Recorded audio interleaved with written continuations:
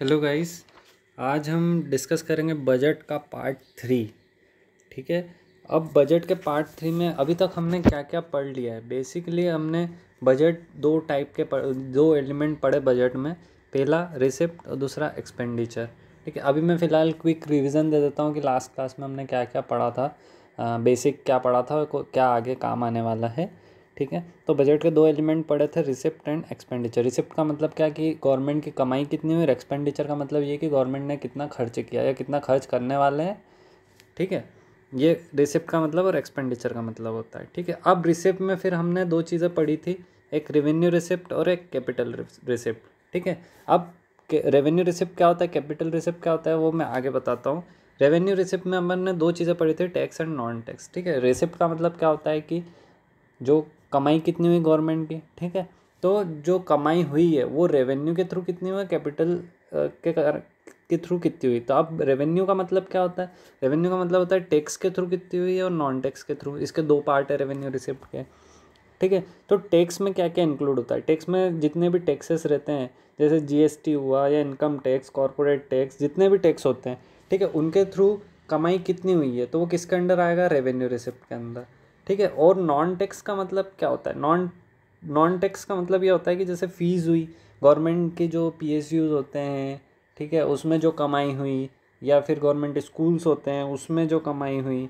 ठीक है। या फिर कोई ग्रांट, किसी कंट्री ने ग्रांट दे दी तो वो, तो ये सब किस में आता है, नॉन टैक्स में। ठीक है।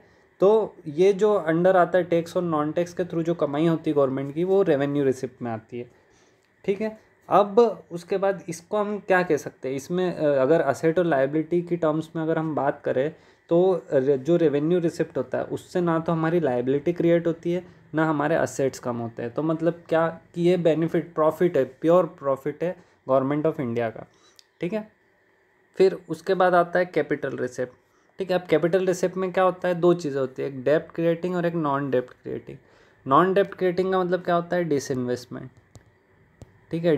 डिसइन्वेस्टमेंट का मतलब क्या होता है कि जैसे अभी चल रहा है पीएसयूज में अपना स्टेक, जो शेयर है, जो गवर्नमेंट कंपनीज है उसमें अपना शेयर रिड्यूस करना, उसको बेच देना। ठीक है। तो ये होता है डिसइन्वेस्टमेंट।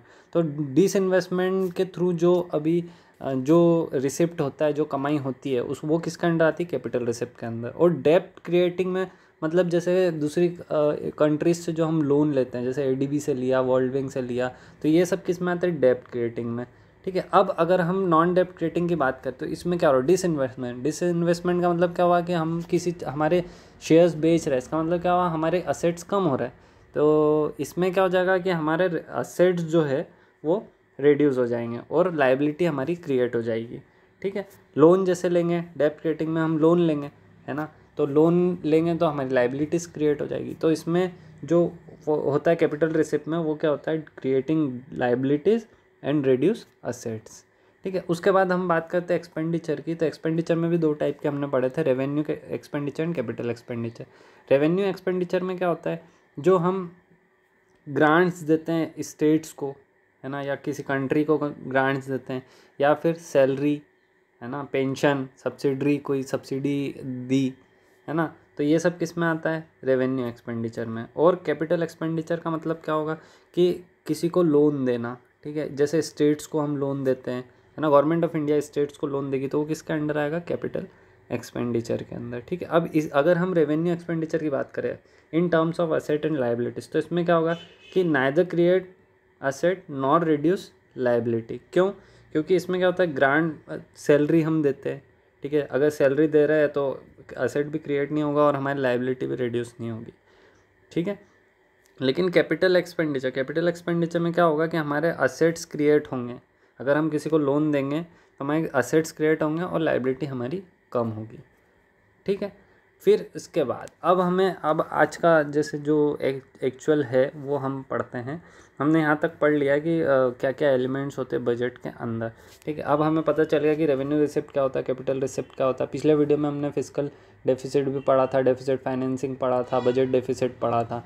ठीक है। ये सब हम ऑलरेडी पढ़ चुके हैं। ठीक है। अब मैं बजट में जो मेन रहता है, जो नंबर खेल रहता है, बस वो मैं बताना चाहूँगा कि जो हमने अभी पढ़ा कि कैपिटल रिसिप्ट ये कितना कितना है, उसमें क्या क्या होता है। जैसे हम बजट 2020 की अगर बात करें, है ना। तो वहाँ पे एक्सपेक्टेड कितनी कितनी वैल्यूज़ थी एक्सपेंडिचर की, रेवेन्यू एक्सपेंडिचर की, कैपिटल एक्सपेंडिचर का मतलब टोटल एक्सपेंडिचर, ठीक है, और एक्चुअल कितना खर्चा किया है, कितना एक्सपेंडिचर एक्चुअल में 2020 में हुआ है। ये सब डाटास जो है वो आपके एग्ज़ाम पर्पज़ से इम्पॉर्टेंट है। अगर आप यहाँ पे देखेंगे तो एक्सपेंडिचर जो एक्सपेक्ट किया था, टोटल एक्सपेंडिचर वो 30.42 था 2020 में, लेकिन एक्चुअल में जो एक्सपेंडिचर हुआ है वो कितना हुआ है 34.50। अब इसकी यूनिट क्या होगी, तो इसकी यूनिट लाख करोड़ होगी, ठीक है। मतलब 30.42 lakh crore rupees expenditure expect किया था गवर्नमेंट ऑफ इंडिया ने 2020 में, लेकिन एक्चुअल जो खर्चा हुआ 2020 में वो कितना हुआ 34.50 लाख करोड़, ठीक है। सिमिलरली रेवेन्यू एक्सपेंडिचर पे कितना 26.30 एंड 30.11 एक्चुअल हुआ है। जो एक्सपेक्टेड था वो 26.30 और जो एक्चुअल हुआ है वो 30.11, ठीक है। उसके बाद कैपिटल एक्सपेंडिचर में 4.12 लाख करोड़ रुपए हमने एक्सपेक्ट किया था, लेकिन 4.39 लाख करोड़ खर्च हुआ। अब एक्सपेक्टेड ये जो मेन है, ये मेन है कि अभी इस ईयर जो आपके एग्ज़ाम में क्वेश्चन आ सकता है वो यहाँ से आ सकता है कि अभी जो 2021 है उसमें टोटल एक्सपेंडिचर कितना हमने मतलब अलोकेट किया है कि हमें इतना खर्चा हो सकता है 2021 में, कितना एक्सपेक्ट किया है गवर्नमेंट ऑफ इंडिया ने।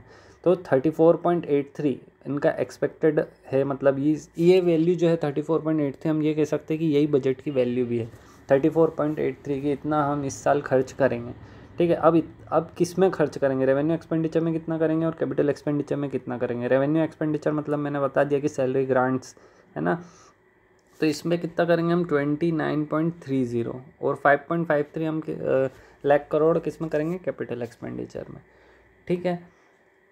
अब उसके बाद एक टर्म हमने पढ़ी थी फिस्कल डेफिसिट, ठीक है, हमने क्या पढ़ी थी फिस्कल डेफिसिट, ठीक है। तो जो ये डाटा है, इस डाटा के हिसाब से 2020 का जो फिस्कल डेफिसिट आया है हमारा, जो वित्तीय घाटा हमारा जो आया है वो कितना है 9.5% ऑफ जीडीपी। ये बहुत ज़्यादा है, ठीक है, मतलब हमारा एक्सपेंडिचर बहुत ज़्यादा है हमारी कमाई के बदले, खर्चे बहुत ज़्यादा है हमारी कमाई के बदले। वो कहते हैं ना आमदनी अठनी खर्चा रुपया, उस टाइप की बात है, ठीक है। और हमने जो 2021 में, ये इंपॉर्टेंट डाटा है, ये वाला जो डाटा है 9.5% ऑफ जीडीपी, ये इंपॉर्टेंट डाटा है। फिस्कल डेफिसिट कितना है, कितना हुआ 2020 में, ये क्वेश्चन आएगा तो 9.5% ऑफ जीडीपी आप बताएं, है ना। और फिस्कल डेफिसिट फॉर 2021 जो एक्सपेक्टेड है कि हम इतना रिड्यूस कर लेंगे, कि हमें इतना रिड्यूस करना है ना फिस्कल डेफिसिट, तो वो कितना है हमारा 6.8%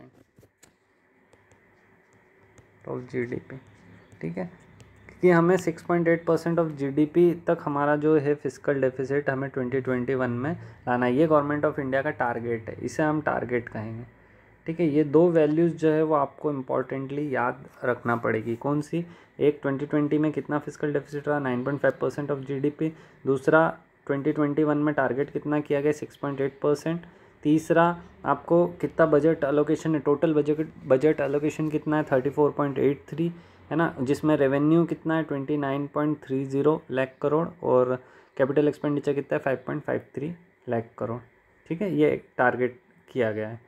अब इसके बाद हम अब एक्चुअल बजट के बारे में पढ़ेंगे कि कहाँ कहाँ एलोकेशन किया गया है और क्या क्या। मैंने ऑलरेडी बता चुका हूँ कि जो बजट है वो फाइनेंस मिनिस्टर निर्मला सीतारमन जी के द्वारा एक टैबलेट के थ्रू पेश किया गया, और इसमें जो स्टेट मिनिस्टर है हमारे फाइनेंस के वो कौन है, अनुराग ठाकुर जी, ठीक है।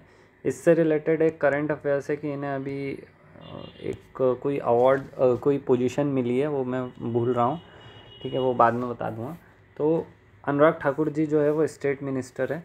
अब बजट में क्वेश्चन आना चालू हो जाएंगे एग्ज़ाम में कि बजट में कितने पिलर्स हैं, ठीक है। जो बजट सबसे पहला पेश किसने किया गया, फाइनेंस मिनिस्टर निर्मला सीतारमन जी ने, ठीक है। उसके बाद इसमें बजट के अंदर 6 पिलर्स हैं। 6 पिलर्स कौन कौन से हैं, ठीक है। तो सबसे पहला पिलर जो है वो हेल्थ एंड वेलबीइंग है, हेल्थ एंड वेलबीइंग, ठीक है। दूसरा जो पिलर है वो physical physical and financial capital and infra.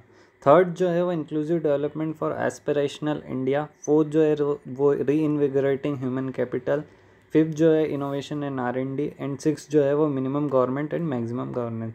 अब इसका एक ओवरव्यू दे देता हूँ कि इन सब पिलर्स के अंदर क्या क्या किस किस बारे में बजट एलोकेट किया गया है, फिर हम डिटेल में पढ़ेंगे एक एक हर एक वीडियो में एक पिलर हम पढ़ेंगे, डिस्कस करेंगे, ठीक है। Health and wellbeing. Health and wellbeing में जनरली हम बताएंगे कि कितना बजट अलोकेट किया गया है, लास्ट ईयर से कितना % इंक्रीज़ हुआ है, ठीक है। फिर कोविड वैक्सीन के लिए कितना बजट अलोकेट किया गया है। फिर उसके बाद हम पढ़ेंगे स्वास्थ्य भारत योजना के बारे में कि उसमें पूरा का पूरा हेल्थ और जो हॉस्पिटल और इन सब के बारे में हम पढ़ेंगे। इसमें हेल्थ एंड वेलबींग जितना भी हेल्थ से रिलेटेड इश्यूज़ होते हैं, जैसे अभी नई व्हीकल स्क्रैपिंग पॉलिसी आई है उसके बारे में हम पढ़ेंगे, है ना, इस पॉइंट पे हेल्थ एंड वेलबींग में, ठीक है। फिर पब्लिक हेल्थ यूनिट्स ओपन है करेंगे कुछ का कहा गया है बजट में। Urban health and wellness centres के बारे में बताया गया है, ठीक है। तो ये सब के बारे में हम पहले पॉइंट हेल्थ एंड वेलबींग में पढ़ेंगे। उसके बाद physical and financial capital and infrastructure. इसका मतलब क्या हुआ कि हम इसमें इंफ्रास्ट्रक्चर के बारे में जितना भी होगा, जैसे रेलवे में भारतमाला प्रोजेक्ट के बारे में हम पढ़ेंगे, ठीक है। फिर उसके बाद अभी एक प्रोडक्शन लिंक्ड इंसेंटिव स्कीम आई है, उसमें कितना अलोकेट किया गया है बजट, उसके बारे में पढ़ेंगे। फिर टेक्सटाइल में क्या हुआ, इंफ्रास्ट्रक्चर में जैसे नेशनल इंफ्रास्ट्रक्चर पाइपलाइन एक स्कीम आई है उसके बारे में, उसमें कितना बजट अलोकेट किया गया। इंपॉर्टेंट डेवलपमेंट फाइनेंशियल इंस्टीट्यूशन जो बनाया गया, जो अभी न्यूज़ में भी, जिसमें 20,000 करोड़ रुपीज़ इन्फ्यूज़ किए हैं फाइनेंस मिनिस्टर ने, तो हम उसके बारे में पढ़ेंगे, ठीक है। फिर उसके बाद रोड हाईवेज़ में जितना अलोकेट किया गया है, जो अपना एक वो बन रहा है डेडिकेटेड फ्रेट कॉरिडोर्स बन रहे हैं जो ईस्टर्न वेस्टर्न, उसके बारे में कितना अलोकेट किया गया है कि क्या कितना बनेगा, कहाँ से कहाँ तक बनेगा, उसके बारे में हम पढ़ेंगे, ठीक है। Third one inclusive development for aspirational India. इसमें हम एग्रीकल्चर से रिलेटेड जितना भी एलोकेशन हुआ गया है ना, हम उसके बारे में पढ़ेंगे। जैसे फिशरीज सेक्टर में कुछ पोर्ट्स बनाए गए हैं, है ना। फिर माइग्रेंट वर्कर्स एंड लेबर्स के लिए जो one nation one ration card scheme आई है उसके बारे में हम देखेंगे, ठीक है। MSME सेक्टर में क्या हुआ उसके बारे में देखेंगे हम, है ना। ये सब किस में आएगा, inclusive development for aspirational India में। फिर उसके बाद री इन्विगरेटिंग ह्यूमन कैपिटल है। री इन्विगरेटिंग का मतलब होता है स्ट्रेंथ, जिससे स्ट्रेंथ मिले ह्यूमन कैपिटल को, उस किस किस वे में बात करेंगे हम। जैसे सैनिक स्कूल क्रिएट कर रहे हैं, फिर SC ST welfare fund, welfare के लिए कुछ स्कूल्स बनेंगे, ट्राइबल एरियाज़ के लिए कुछ एलोकेट किया गया बजट में, ठीक है। एकलव्य स्कूल्स जो ट्राइबल एरियाज़ में बनेंगे उसके लिए कितना बजट एलोकेट किया गया ये पढ़ेंगे। फिर हिली एरियाज़ और डिफ़िकल्ट एरियाज़ जहाँ पे पहुँचना उसके लिए कुछ बजट एलोकेट किया गया है, उसके बारे में पढ़ेंगे। फिर सेंट्रल एक इम्पॉर्टेंट की सेंट्रल यूनिवर्सिटी ले में ओपन हुई, उसके बारे में पढ़ेंगे, ठीक है।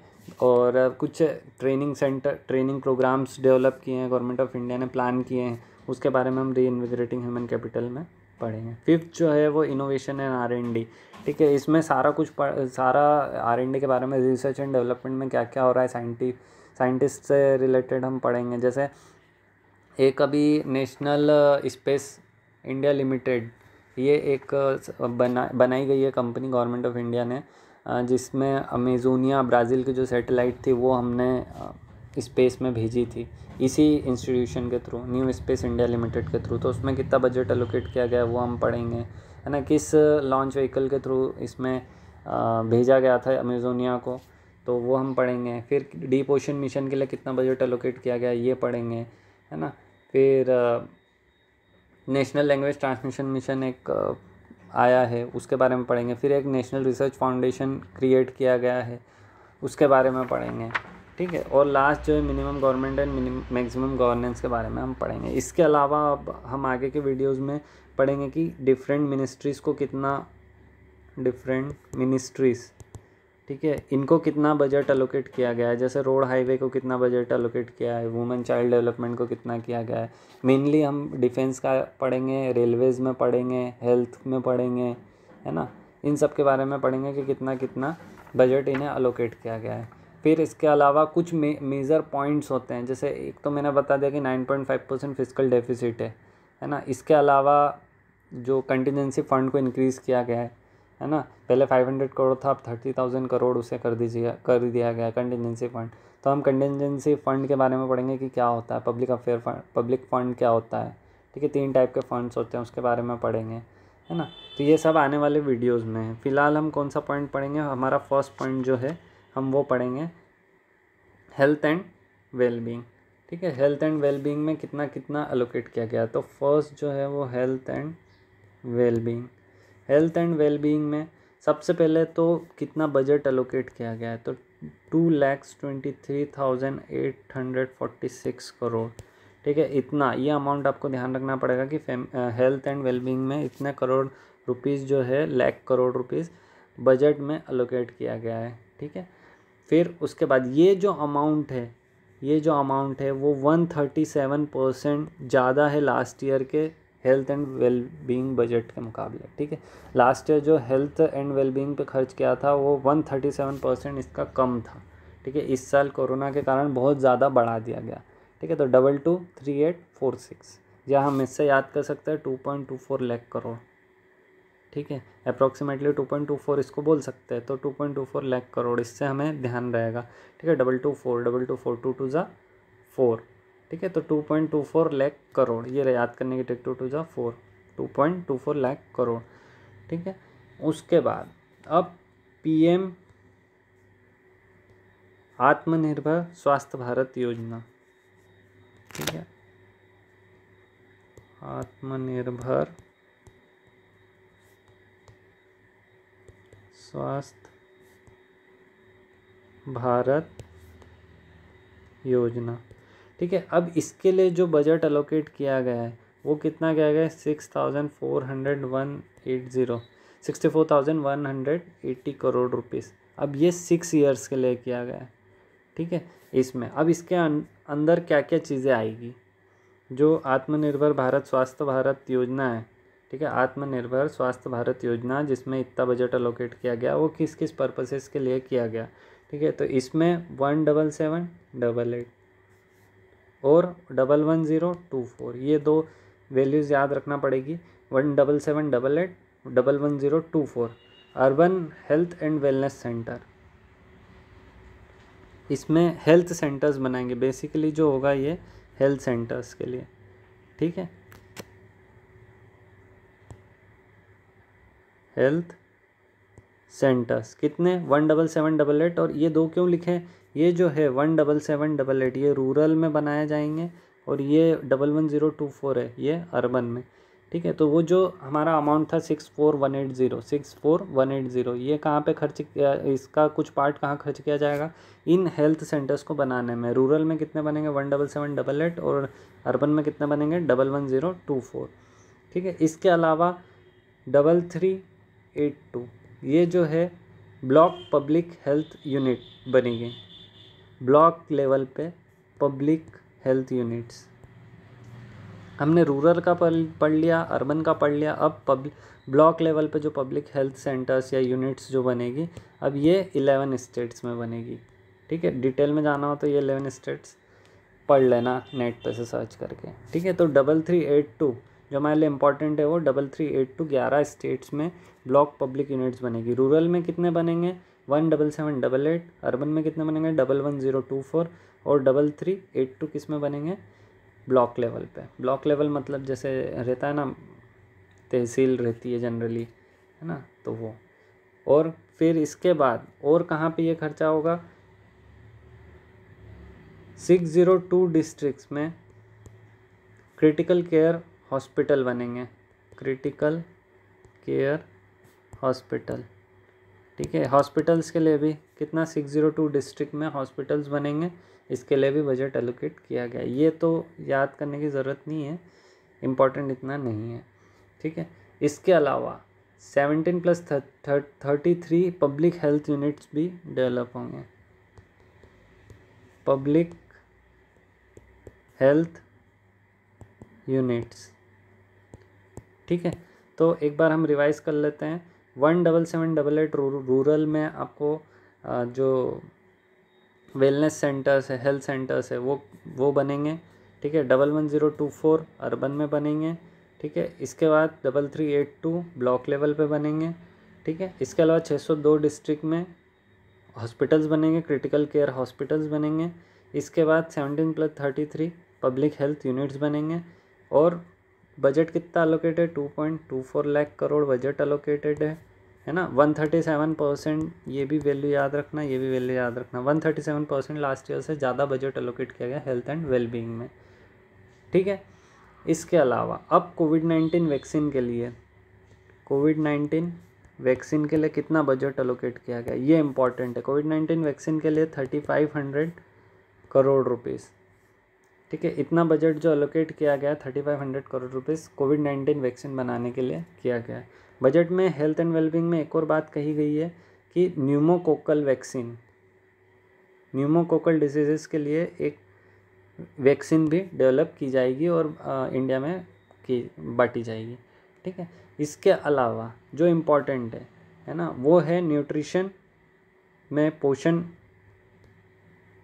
जो पोषण स्कीम है ना, पोषण अभियान जो है 2.0, इसके अंतर्गत 112 एस्पिरेशनल डिस्ट्रिक्ट के लिए ये बजट इसमें से अलोकेट किया जाएगा, ठीक है। ये अलग है, जो ये पोषण अभियान है इसके लिए बजट जो है वो अलग से अलोकेट करेंगे, वो 64180 में नहीं है, ठीक है। स्वास्थ्य भारत योजना के अंतर्गत नहीं, ये नई स्कीम आ गई, ठीक है। तो इसमें पोषण अभियान में अलग से बजट अलोकेट होगा, ठीक है। फिर इसके बाद जल जीवन मिशन, जो जल जीवन मिशन है, जल जीवन मिशन में 2.87 लाख करोड़ रुपीस जो है वो एलोकेट किया गया। अब ये कितने 5 ईयर्स के लिए किया गया, नहीं तो आप सोचोगे कि 2.24 तो उसी में पूरा हेल्थ एंड वेलबींग, तो ये 2.87 करोड़ 5 ईयर के लिए एलोकेट किया गया है कि हर साल इसमें से कुछ कुछ अमाउंट दिया जाएगा, ठीक है। अब जल जीवन मिशन के अंतर्गत क्या होगा, तो अर्बन लोकल बॉडीज़ बनेगी, 4378 अर्बन लोकल बॉडीज़ बनेगी और लिक्विड वेस्ट मैनेजमेंट के लिए इस पे काम किया जाएगा, ठीक है। 500 अमृत सिटीज़ बनाई जाएगी जिसमें लिक्विड वेस्ट मैनेजमेंट के लिए काम किया जाएगा। इसके बाद 1.42 लाख करोड़ रुपीज़ जो है वो स्वच्छ भारत मिशन के लिए। तो ये एक पॉइंट हमारा इम्पॉर्टेंट है कि स्वच्छ भारत मिशन के लिए कितना बजट अलोकेट किया गया है। स्वच्छ भारत मिशन, इसके लिए 1.42 लाख करोड़ रुपीज़, ठीक है। ये भी 5 सालों के लिए है, ठीक है। तो हमें मेनली याद क्या क्या रखना है, इसके अलावा और आगे फिर लास्ट में क्या क्या याद करना है वो बता दूंगा, ठीक है। 1.42 लाख करोड़ जो है वो अर्बन स्वच्छ भारत मिशन के लिए, ठीक है। Clean air mission, clean air mission के लिए 2217 करोड़ रुपीज़, 2217 करोड़ रुपीज़ जो है वो क्लीन एयर के लिए 42 अर्बन सेंटर्स में कहा जाएगा। इसके अलावा एक जो मेन इम्पॉर्टेंट है व्हीकल स्क्रैपिंग पॉलिसी, ये समझने वाली चीज़ है, ठीक है। इसके बेस पे क्वेश्चन आ सकते हैं। तो व्हीकल स्क्रैपिंग पॉलिसी में क्या कि जो 20 ईयर्स अगर किसी व्हीकल को हो गए, आपके पास कोई व्हीकल है उसको 20 ईयर्स हो गए, तो उसके बाद ये जो एज लिमिट है वो पर्सनल व्हीकल के लिए, ठीक है। इसके बाद आपको उसका चेकअप कराना पड़ेगा और अगर वो फिट है रोड पे चलने के लिए तो ही आपको चलाने दिया जाएगा, नहीं तो वो व्हीकल को स्क्रैप कर दिया जाएगा। और यही चीज़ अगर कमर्शियल व्हीकल के लिए, जैसे बस जो होती है, प्राइवेट जो बसेस चलती है, ट्रक्स चलते हैं, कमर्शियल व्हीकल्स जो होते हैं, उनके लिए यही एज 15 ईयर्स है कि 15 ईयर्स की एज अगर आपकी व्हीकल की है तो आपको टेस्ट कराना पड़ेंगे उसके। अगर टेस्ट में पास होती है तो ही वो रोड पे चलेगी, नहीं तो वो स्क्रैप कर दी जाएगी, ठीक है। फिटनेस टेस्ट, उसको कौन सा टेस्ट करेंगे, फिटनेस टेस्ट करेंगे, ठीक है। फिटनेस टेस्ट कराना पड़ेगा आपको कि अगर आपकी पर्सनल आपके पास व्हीकल है, जो बाइक कार्स होती है, वो उसके लिए एज जो लिमिट है, एज लिमिट आएगी वो 20 ईयर्स है, और जो कमर्शियल व्हीकल है उसके लिए 15 ईयर्स है। अब इम्पॉर्टेंट क्या क्या आ सकता है, तो सबसे पहला तो बजट कितना अलोकेट किया गया है, टोटल बजट अलोकेट कितना किया गया है हेल्थ एंड वेलबींग में, ठीक है, इतना किया गया है। दूसरा क्वेश्चन आ सकता है कि कितने हेल्थ एंड वेलनेस सेंटर्स बनेंगे, हेल्थ सेंटर्स जो है वो कितने बनेंगे रूरल में, तो 17788 रूरल में, 11024 अर्बन में, ठीक है। ये दूसरा क्वेश्चन हुआ, ठीक है। इसके अलावा तीसरा क्वेश्चन आएगा कि जो कोविड-19 वैक्सीन है उसके लिए कितना बजट अलोकेट किया गया है, तो 35,000 करोड़ रुपीज़ जो है वो आपका वैक्सीन के लिए है, कोविड की 35,000 करोड़। ये तीसरा क्वेश्चन, ठीक है। फोर्थ क्वेश्चन, कितने एस्पिरेशनल डिस्ट्रिक्ट पोषण अभियान के अंदर, तो 112 एस्पिरेशनल डिस्ट्रिक्ट, ये चौथा क्वेश्चन, ठीक है। इसके बाद फिफ्थ क्वेश्चन आएगा कि जल जीवन मिशन के लिए कितना बजट एलोकेट किया गया, तो इसके लिए 2.87 lakh crore and that two for 5 years, ठीक है। सिक्स क्वेश्चन आएगा कि स्वच्छ भारत मिशन के लिए कितने करोड़ रुपीज़, तो 2.86 लाख करोड़ रुपीज़, ठीक है। ये जो है 1.42, स्वच्छ भारत मिशन के लिए हमने कितना पढ़ा था, 1.42 पढ़ा था,